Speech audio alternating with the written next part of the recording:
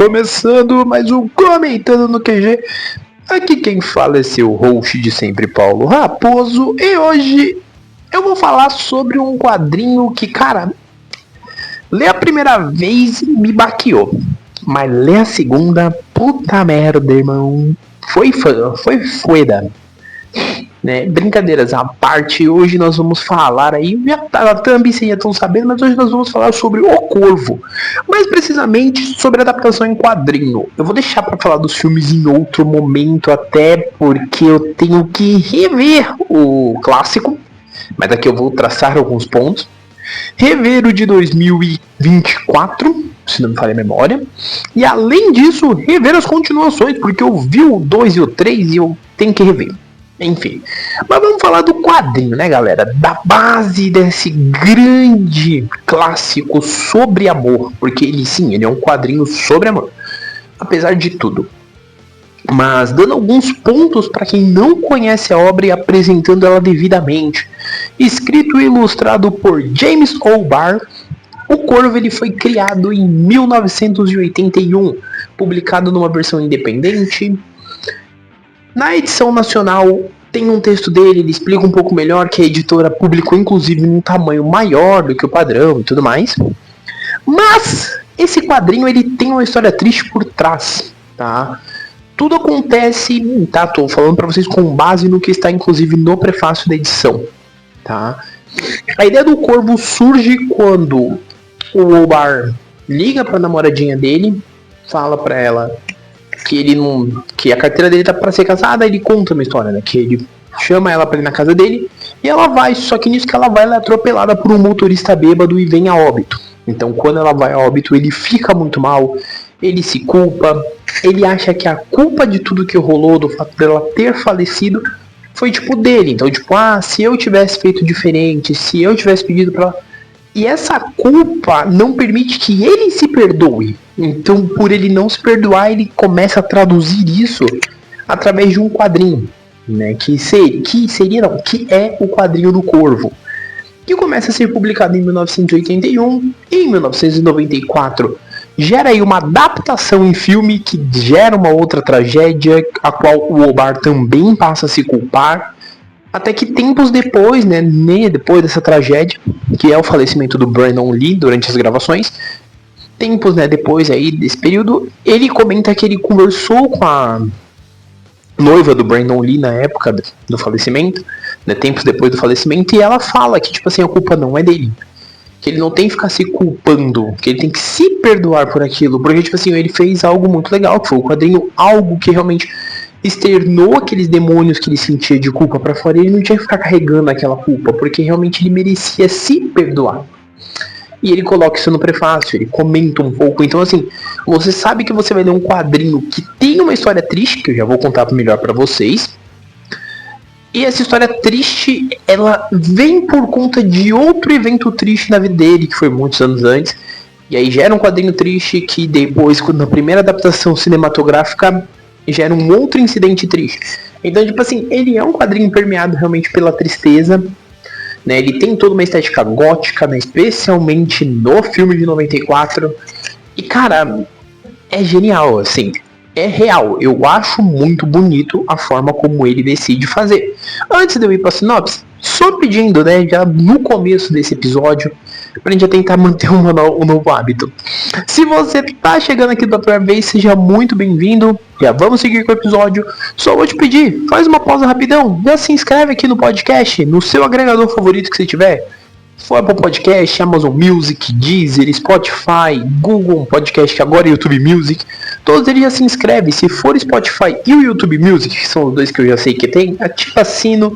E além de ativar sininho, no YouTube deixa o like. No Spotify, já pensa no que você vai deixar como uma avaliação. Ajuda muito mesmo aí o meu trabalho, tá bom? Agora vamos seguindo e falando agora da sinopse do quadrinho. A sinopse de O Corvo, ela gira em torno do Eric Draven, que é um rapaz que ele, num final de ano ali, num período de Halloween, No filme é no Halloween, mas no quadrinho fica subentendido que é no período de Natal. Ele tá voltando da casa onde ele vai morar com a futura esposa dele, namorada barra noiva barra futura esposa dele, Shelley. Quando o carro para, eles são abordados por alguns caras mal intencionados. Os caras mal intencionados mandam peteco, peteco, peteco em ambos. No caso da Shelley, vai além do peteco, peteco, peteco, entendeu? Porque também vai para um caso de estudo. Entendam o que eu quero dizer. Não vou mencionar a palavra, porque, né? Mas vocês entenderam. E o Eric, ele morre com esse arrependimento porque ele meio que tá ali entre a vida e a morte e acaba vendo isso. Então ele morre com esse arrependimento e volta à vida. Com a ajuda do Corvo. Por quê? Dentro desse universo, e isso os filmes acabam abordando mais, o Corvo, ele é uma entidade que mantém as pessoas que possuem pendências na Terra, que morreram com alguma pendência, eles mantêm essa pessoa viva até que ela cumpra as pendências. Inclusive no quadrinho isso é muito bem abordado, né, inclusive.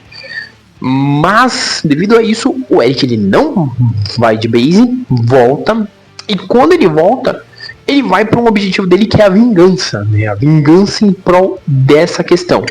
E é aqui que eu acho que uma coisa muito interessante. O Bolbar, ele não cria uma história linear. Você não começa desse ponto. Esse ponto que a gente passa de sinopse, inclusive, ele não é as primeiras páginas do quadrinho. O quadrinho ele já começa mostrando para você uma outra situação, né? Ele já indo atrás dos caras, né? De um dos caras para tentar descobrir onde estão os outros e entender um pouco melhor isso. O que o quadrinho faz é, ele vai desse ponto já no começo da vingança, ele vai trazendo momentos passados. Então a gente vai tendo flashback, entre flashbacks e período presente, se passando em diversos momentos, e você vai vendo que assim, tudo que o Eric tá fazendo é justamente pra punir essas pessoas que fizeram tão mal pra ele quanto pra amada dele. Ele faz isso vestindo uma carapuça de amor, mas ele não é só a carapuça de amor e vingança, é também uma carapuça de não perdão. Isso vai ser debatido mais adiante no quadrinho. Eu vou tentar não dar spoiler desse quadrinho, eu sei que seria legal fazer um episódio com spoiler, porque esse quadrinho tem muito tempo, mas honestamente falando, eu acho que nada do que eu traduza, se eu te der spoiler, vai resumir o quão bonito é esse quadrinho e o quão denso e talvez até pesado ele é pela forma como ele decide abordar as coisas. Porque assim, a gente, como eu disse, a gente tem esse entrecorte, né, de presente e passado, mas é uma coisa tão bonita, assim, tão bem pensada. A arte do Bolbar, ela não é uma arte, meu Deus, de encher os olhos. Ela é uma arte que claramente é de um primeiro quadrinho, mas é uma arte que ela tem uma estética boa. Você consegue ver que dentro do que ele queria pôr, a forma como ele queria colocar aquilo pra fora, funciona muito bem. Narrativa e esteticamente falando, e criativamente falando, né? O estética obviamente tem, porque o Corvo, tanto no quadrinho quanto nos filmes, ele é esteticamente foda. É uma aura gótica trevosa, exceto no mais recente. Mas aí detalhes. E é interessante você ver, porque à medida que você vai lendo, você vai percebendo muito bem que o Eric ele sempre amou a Shelley. Era um amor muito grande, era um cuidado muito grande que ele tinha. E esse cuidado, ao longo do quadrinho, ele não se estende só para isso, ele vai se estendendo para pequenas coisas que ele vai se agarrando no caminho. Como a menininha que ele conhece, que é a Sherry, que ela tá na rua e ela fala pra ele: eu tô com medo, eu tô com frio, minha mãe subiu com um dos caras que o Corvo vai lá dar o peteco-peteco.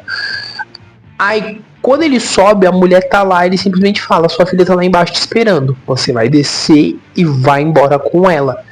Ele meio que fala pra ela isso, ele meio que fala não, né? Ele fala isso e ele emenda com: você vai andar corretamente. Ele dá um ultimato ali, faz umas frases bem tocantes, assim, tipo, sobre a questão dela ser mãe, dela ter que cuidar da filha e tudo mais. E logo em seguida ele vai acertar as contas com o cara, né? E aí a gente vê o momento de vingança dele, vingança do Corvo. Porque toda vez que ele encontra um desses caras, você sabe que o que vai vir nas páginas seguintes é peteco, peteco, peteco, peteco, peteco. É apenas isso, irmão. É sério, ele encontra os manos da vingança. O que ele tiver ali de armamento vai ser um momento que, olha, deixaria os caras do... Deixaria, por exemplo, Charles Bronson em seu desejo de matar de um gigantesco orgulho. Porque, rapaz, o homem tá motivado. Mas aqui, né, nesse momento é muito bacana, justamente pela forma como ele trata, porque ele podia muito bem fingir que ele não tava vendo a menina ali, e às vezes até fazer o peteco na mãe dela. Mas não, ele simplesmente decide que vou poupá-la, manda ela voltar. Inclusive o presente que ele tinha dado pra Shelly, que ele tem, que é um brochezinho, né, de coração, ele dá pra Sherry e ele fala, era da Shelly, eu acho que você vai gostar, vai ficar bem em você. A Shelly gostaria que eu te desse de presente. Então há um cuidado, há realmente uma aura romântica presente em todo momento do livro. E é muito impressionante a forma como isso, quando você entende todo o contexto que há por trás desse quadrinho, o quanto você percebe que o Omar, ele tem um ponto muito forte naquela época, ele tinha na época que ele criou esse quadrinho, que era um ponto de querer trazer à tona um sentimento que estava reprimido ali dentro dele. Uma questão de amor, de que se ele pudesse, ele faria o que fosse possível para ter a pessoa amada de volta, né? Só que a pessoa amada não vai voltar, então o que me sobra? Um vazio imenso, a vontade de fazer algo sobre isso. Se eu soubesse quem fez o mal, eu faria, devolveria para essa pessoa, porque é o que me corrói. Inclusive isso é muito interessante, já fazer outro link aqui com os filmes, que é a questão de algumas coisas que está presente no de 94 e não está presente no de 2024 e o vice-versa. Porque, por exemplo, no de 2024 ele tem uma cena que é logo no começo do filme, que é uma cena do cavalo no arame farpado. Na época que eu vi, eu ainda não tinha lido o quadrinho, então eu achei estranho. Eu falei, ué, cavalo no arame farpado? Uai. Depois de ler o quadrinho, eu me entendo. E eu acho que o cavalo no arame farpado, ele tem um peso muito grande quando ele aparece. Porque ele envolve justamente a questão do perdão, do deixar ir, né? Que vai ser mencionado também ao longo da história. Justamente por conta da jornada. Porque é uma jornada de amor. Tipo assim, uma jornada de alguém que amou e perdeu, querendo fazer com que as pessoas que fizeram essa perda ocorrer paguem. Só que a maneira como ele faz não é uma maneira necessariamente certa. Justamente pela questão do perdão. Porque não é só o perdão a quem fez mal. É o perdão a si próprio. A impotência que às vezes você teve diante de uma situação que não cabia. Entende? É muito forte isso. Porque a jornada inteira, tô dando spoiler, tô até não entrando tanto no meandro da história, mencionando só um ponto aqui, outro ali, justamente por isso. Porque eu acho que o ponto principal aqui, fora toda essa jornada aqui, mano, essa jornada é insanamente boa, sério. Você vai ler, você vai ficar tipo, meu Deus!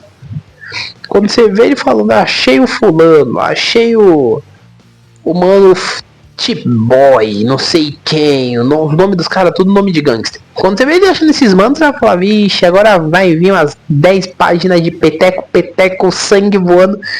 E é isso. Mas quando não está nessas cenas, é onde o Omar, ele tem um espaço maior ainda para brilhar. Porque é onde ele mostra o quanto aquilo prendia. Né? E um momento muito interessante é justamente porque o Corvo, né, quando ele lembra da cena que ele tá lá desfalecido e ele vê, o Corvo fala, não olha, e ele olha. No momento que ele olha, é o que vem a questão do perdão, porque ele olha, ele vê. Ele tá ali, né, tudo consciência, tá indo fazer um meet and greet com Deus, mas ele olha, e no momento que ele olha, o arrependimento bate, justamente pela impotência diante da situação. Ele entende que naquele momento ele não poderia fazer absolutamente nada. E é isso que o motiva a ter uma pendência para permanecer. E isso também gera a cena do cavalo mais pra frente, que é o momento que a vida simplesmente fala pra ele, ó, você tem que se perdoar. E ele fala, eu não consigo. Aí o Corvo fala, então tá bom, então vou fazer você entender da forma mais clara. E ele faz, ele revê. Porque quando pequeno ele tinha visto um cavalo preso no arame farpado. E ele estava dentro de um trem, em movimento. E ele viu, e obviamente a mesma sensação que ele sentiu quando veio a questão de ter que se perdoar. Que não há essa possibilidade dele se perdoar porque ele se sentia impotente. Então, o cavalo é uma metáfora. Vocês vão entender, vocês acham que vocês entenderam, não precisa ir mais longe que isso. Assim como, mais pro meio, fim do quadrinho, ele tem um momento que eles envolvem a Dama de Preto, que é a morte. Então, tudo também tem pequenas metáforas. Tem páginas que elas parecem desconexas, mas elas são pequenas metáforas para situações que lá no final vai ser melhor explicado.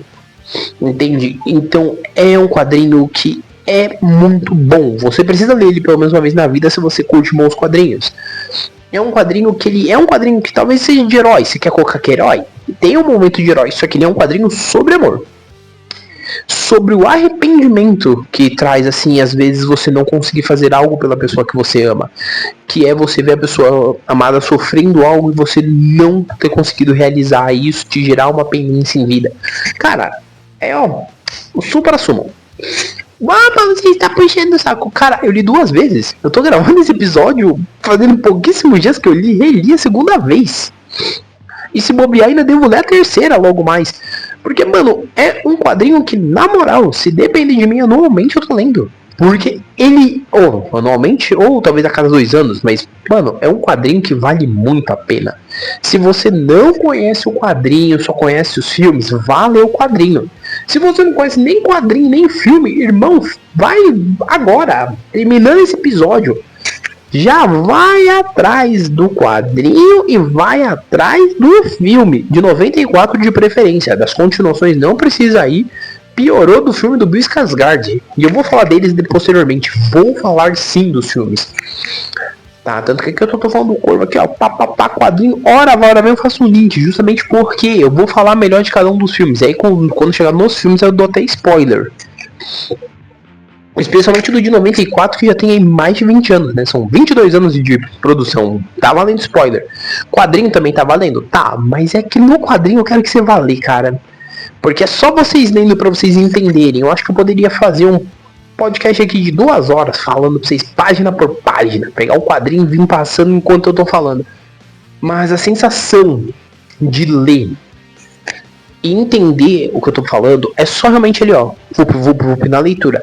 Porque eu falando, eu vou falar um textão aqui pra vocês e vai falar, nossa, interessante, mas você precisa ler pra entender. Você precisa ler pra sentir um pouco do que é a mente do Olbar, o que ele pensou, entendeu?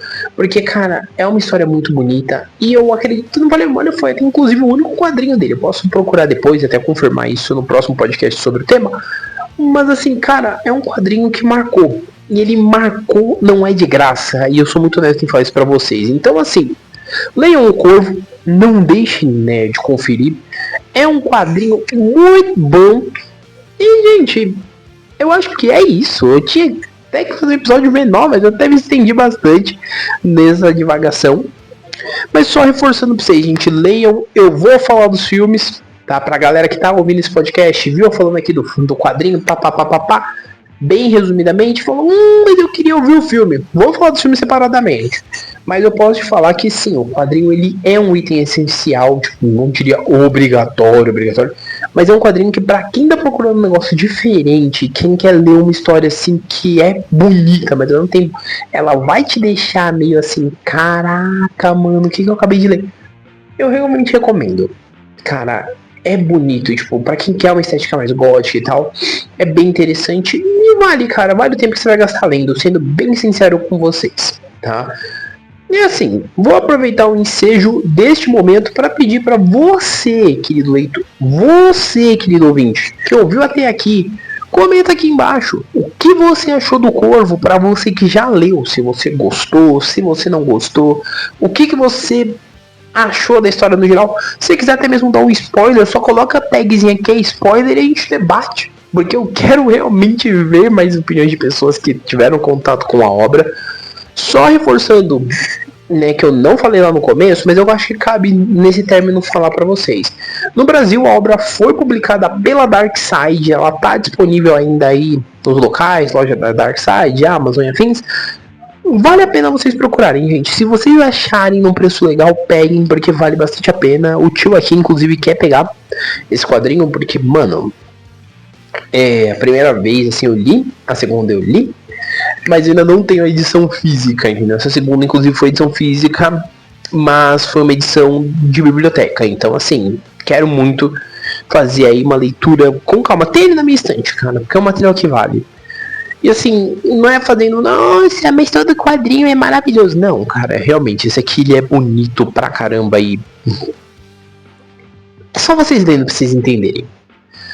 Tá, mas já aproveitando também, além dessa questão do comentário, tudo mais, reforçando, se você ouviu até aqui, lá no começo você não seguiu, ficou, pô, será que eu sigo o podcast, será que eu não sigo? Pode seguir agora, vai lá, segue, já ativa sininho, se o seu agregador tiver sininho, ativa o sininho, se não tiver sininho, segue o podcast, porque eu sei que todos têm essa função, porque eu garanto que vocês não vão se arrepender, cara, tem aí... lá para 100 e poucos episódios só de comentando regular, fora especial, extra, etc. Então você vai ter temas dos mais variados para você conferir e ver o quanto eu vim aí de um momento que eu tinha uma empolgação X até agora.